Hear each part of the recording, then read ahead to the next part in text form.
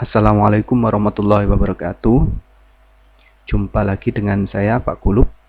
Pada kesempatan kali ini saya akan mencoba untuk melanjutkan penjelasan saya terkait dengan induksi elektromagnetik, terutama terkait dengan perubahan flux magnetik akibat perubahan medan magnet B, atau perubahan luasan A, atau perubahan sudut.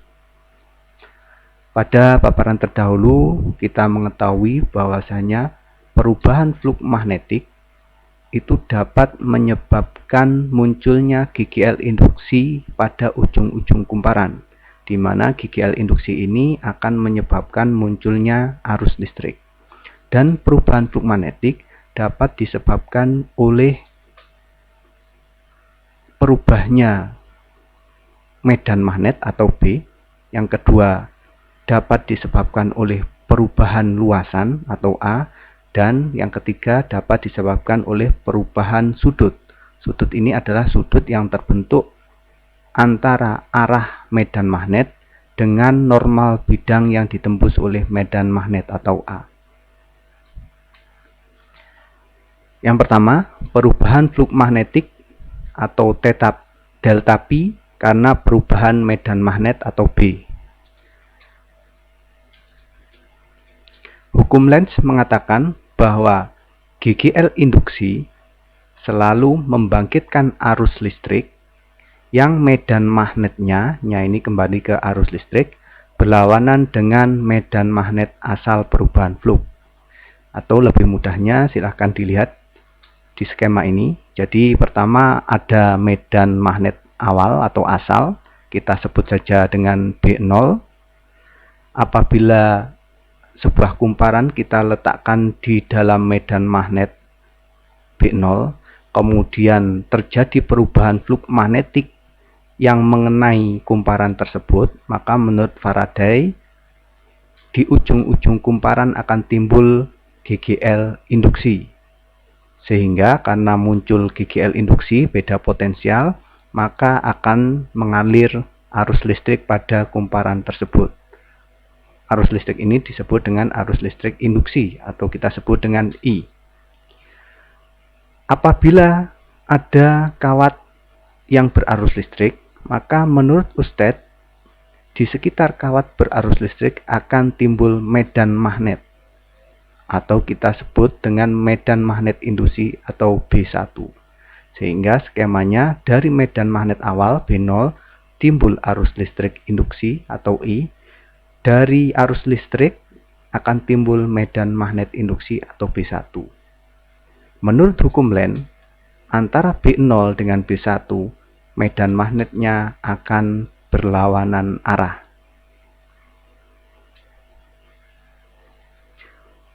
Menentukan arah medan magnet pada kumparan berarus. Perhatikan, apabila kita memiliki kumparan, kemudian kita aliri arus listrik seperti pada gambar ini, arus listrik akan mengalir dari kutub positif ke kutub negatif. Maka di manakah kutub utara?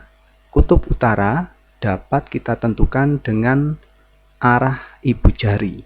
Sementara 4 jari yang lain, yakni jari telunjuk, jari tengah, jari manis, dan jari kelingking, itu menggambarkan arah arus.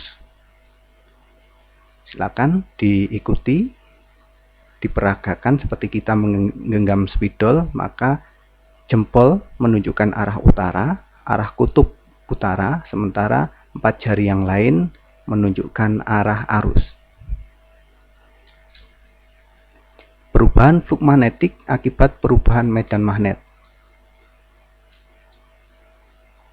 Perhatikan, ada sebuah kumparan dan ada sebuah magnet permanen yang berdekatan.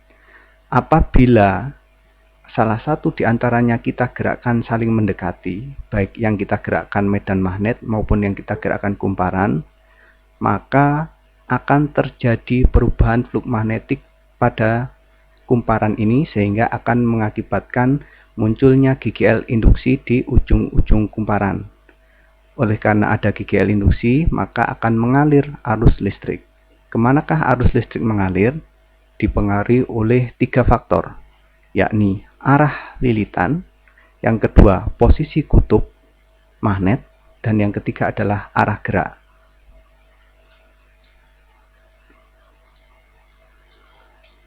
Perhatikan, ada dua gambar yang hampir sama tetapi berbeda. Untuk magnet sama, kutub utara di sebelah kiri dan kutub selatan di sebelah kanan, tetapi kumparannya berbeda. Perbedaannya adalah terletak bagaimana lilitan itu kita buat. Pada gambar yang pertama, lilitan mulai dari sisi luar gambar, kemudian mengarah ke atas, seterusnya, sehingga di sisi kanan ini adalah arah keluar. Sementara pada gambar yang kedua, lilitan dimulai dari arah dalam kemudian keluar. Ini akan menyebabkan perbedaan arah arus. Apabila pada gambar yang pertama, medan magnet kita dekatkan, kita gerakkan mendekati kumparan, maka sesuai dengan hukum Lenz, pada kumparan ini akan timbul medan magnet yang arahnya melawan medan magnet asal. Karena kita berbicara tentang magnet, maka yang melawan adalah yang sejenis, sehingga di sini akan muncul kutub utara. Di sisi kiri akan muncul kutub selatan. Untuk menentukan arah arus, gunakan kaidah tangan kanan tadi dengan jempol menunjukkan kutub utara, sehingga silahkan arahkan jempolnya ke arah kanan. Maka akan dapat kita ketahui bahwasanya arusnya mengalir ke arah bawah di kumparan itu dan muncul di sini. Maka dapat kita simpulkan bahwa arus mengalir pada gambar yang pertama adalah dari A ke B. Sementara untuk gambar yang kedua hampir sama. Ketika medan magnet kita gerakkan ke arah kiri, maka pada ujung kanan kumparan akan timbul induksi medan magnet yang melawan, sehingga di sini juga akan timbul kutub utara. Di sebelah kiri kumparan kutub selatan. Arahkan jempol menggunakan kaidah tangan kanan ke arah kanan, maka akan dapat kita ketahui bahwasanya arah arusnya ke bawah. Perbedaannya adalah karena di sini sisi luar kawatnya, lilitannya, maka dari A ke B. Sementara kalau di sini sisi dalam, maka keluarnya adalah di sebelah kanan. Sehingga dapat kita ketahui bahwasanya arus mengalir dari B menuju ke A. Apabila magnet permanen ini kita gerakkan dengan arah berlawanan, artinya menjauhi, maka arah arus akan berbalik arah atau sebaliknya dari yang telah kita pelajari tadi.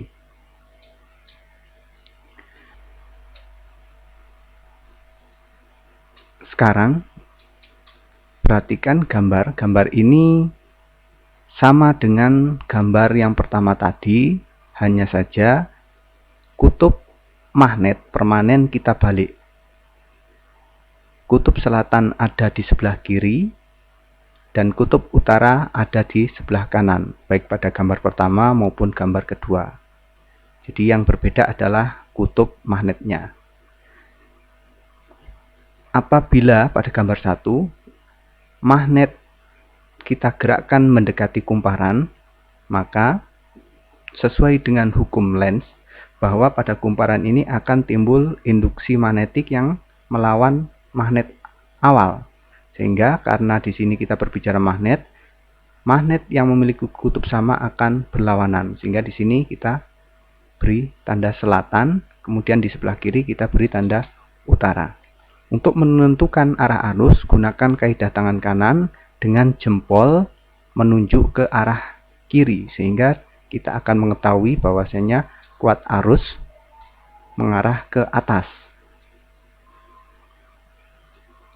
Karena di sini mengalir ke atas, maka arus akan mengalir dari titik B menuju ke titik A.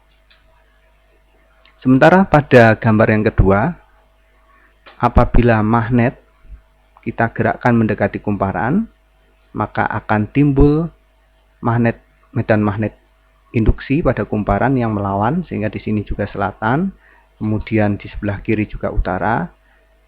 Menentukan arusnya gunakan kaidah tangan kanan dengan jempol menunjuk ke arah kiri, maka kita ketahui bahwasanya arah arus di sisi luar mengarah ke atas.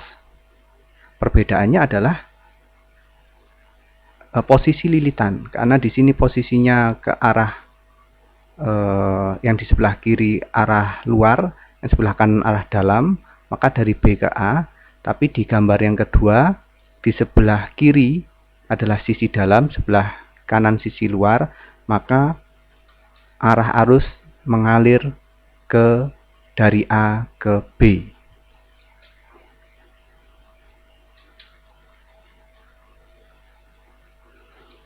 Apabila medan magnet kita gerakkan berlawanan arah, artinya kita gerakkan menjauhi kumparan, maka arah arus berlawanan dari yang telah saya terangkan. Oke, yang kedua adalah perubahan flux magnetik atau delta P akibat perubahan luasan atau A. Ini terjadi, contohnya ada sebuah kawat atau penghantar digerakkan dalam medan magnet. Maka di ujung-ujung kawat, yakni ujung titik A dan titik B, akan timbul GGL. Karena timbul GGL, maka akan menyebabkan elektron mengalir. Kemanakah arus mengalir dan berapa besarnya? Kita akan bahas. Yang pertama, kemanakah arus mengalir? Kita perhatikan dulu arah gerak dari kawat tersebut. Apabila misalkan kawat AB ini kita gerakkan ke kanan, maka yang perlu diperhatikan adalah pada kawat AB ini akan timbul gaya Lorentz yang arahnya berlawanan dengan arah gerak kawat. Misal kawat kita gerakkan ke kanan, maka gaya Lorentz-nya akan ke kiri. Dengan berpedoman pada arah gaya Lorentz dan arah medan magnet yang sudah diketahui, maka gunakan kaidah tangan kanan untuk menentukan arah arus. Bisa menggunakan kaidah 1 dengan menggunakan jempol, jari telunjuk dan jari tengah. Gaya Lorentz diwakili oleh jari tengah, arahkan ke sebelah kiri. Kemudian medan magnet diwakili oleh jari telunjuk, maka telunjuknya adalah mengarah ke papan karena di sini diberi tanda silang, artinya masuk ke bidang gambar. Maka bisa kita ketahui bahwasanya arah arusnya adalah dari B ke A, karena di sini arah arus mengikuti arah ibu jari ke atas. Atau bisa juga menggunakan kaidah tangan kanan kedua dengan posisi tangan terbuka, arah telapak tangan mengikuti gaya Lorentz ke arah kiri, 4 jari menuju ke bidang gambar karena mewakili medan magnet, maka ibu jari menunjukkan arah arus. Jadi silahkan arahkan seperti orang berjabat tangan, maka ibu jari menunjukkan ke atas, sehingga bisa kita tentukan bahwa arah arus pada kawat yang digerakkan ke kanan adalah dari bawah ke atas atau dari B ke A. Berapa besarnya? Besarnya GGL induksi akibat perubahan luasan pada kawat ini bisa kita tentukan dengan GGL induksi, besarannya satuannya volt, sama dengan B induksi medan magnet Weber per meter dikalikan dengan panjangnya kawat, satuannya meter, dan kecepatan gerak dari kawat tersebut, satuannya meter per sekon, dikalikan dengan sin theta. Theta adalah sudut antara arah medan magnet dengan arah gerak dari kawat. Yang ketiga adalah perubahan flux magnetik atau delta P akibat perubahan sudut. Ini terjadi pada alat generator. Generator listrik adalah alat yang dapat merubah energi gerak menjadi energi listrik. Yang secara sederhana, konsep dan skemanya adalah ada medan magnet permanen, kemudian di tengah-tengah medan magnet ini kita beri lilitan. Karena magnetnya permanen, maka medan magnetnya bersifat tetap atau konstan, besarnya tetap. Kemudian karena ini lilitan yang juga terikat dan tetap, maka luasannya juga akan tetap. Apa yang menyebabkan perubahan flux magnetik pada generator? Yang menyebabkan perubahan flux magnetik pada generator adalah karena luas kumparan ini berputar, sehingga menyebabkan perubahan sudut atau delta atau tetanya berubah. Karena adanya perubahan sudut, maka flux magnetiknya juga berubah, sehingga di ujung-ujung lilitan ini akan timbul GGL induksi yang menyebabkan timbulnya arus listrik. Berapa besarnya GGL induksi bisa kita tentukan dengan GGL induksi sama dengan GGL maksimum kali sin omega T, atau GGL maksimum sama dengan N, jumlah lilitan yang ada pada kumparan ini, kemudian kalikan B adalah kuat medan antara kutub utara dan kutub selatan, A adalah luasan kumparan atau lilitan, dikalikan dengan omega. Omega adalah kecepatan sudut dengan satuan radian per sekon. Satuan dari GGL induksi adalah volt. Demikian penjelasan saya terkait dengan perubahan flux magnetik, baik akibat adanya perubahan medan magnet P, ataupun karena akibat perubahan luasan A, dan akibat perubahan sudut atau theta. Semoga bisa membantu Anda dalam memahami dan mempelajari fisika. Terima kasih. Assalamualaikum warahmatullahi wabarakatuh.